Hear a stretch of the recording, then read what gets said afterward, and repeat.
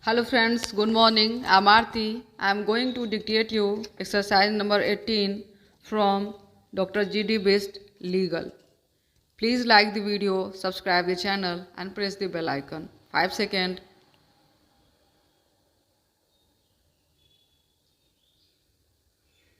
Start.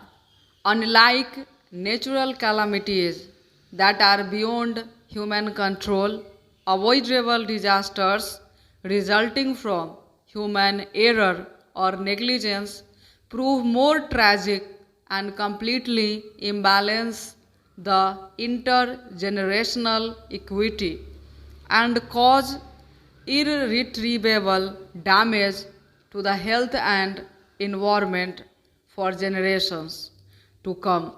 Such tragedy may occur from pure negligence, contributory negligence, or even failure to take necessary precautions in carrying on certain industrial activities.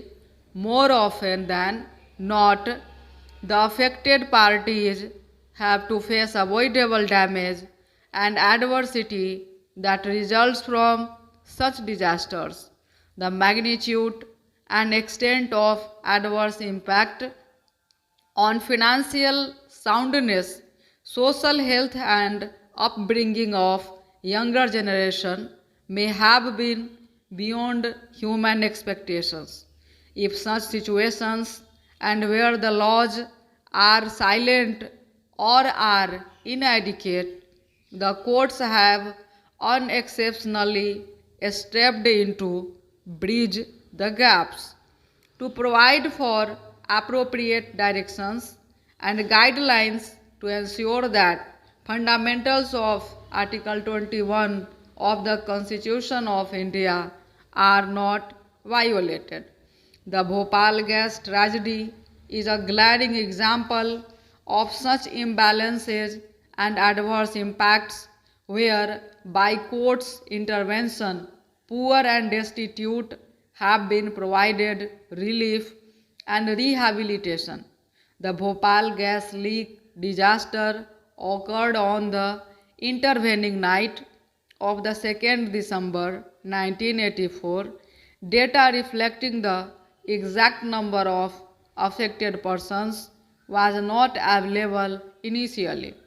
Earlier, it was felt that only a small number of persons were adversely affected in terms of health or otherwise by the leakage of toxic gases from the Union Carbide unit at Bhopal. However, the Scientific Commission for Continuing Studies on Effects of Bhopal Gas Leakage on Life Systems released a report titled The Bhopal Gas Disaster Effects on Life Systems in July 1987, which suggested otherwise.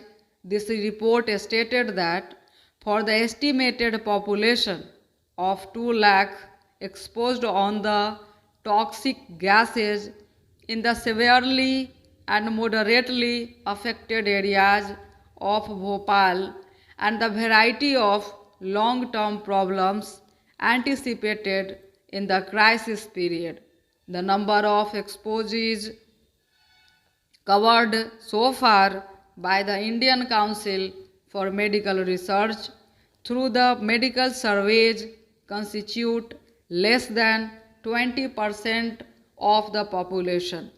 With the passage of time, this figure of the affected population has swollen to nearly 5 lakh.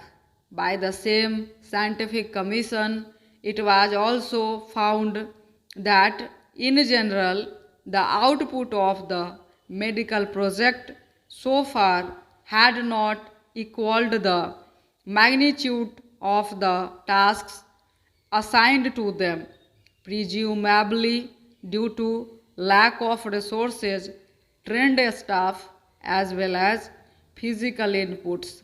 This has to be remedied in the shortest time so that project is completed fully. Stop.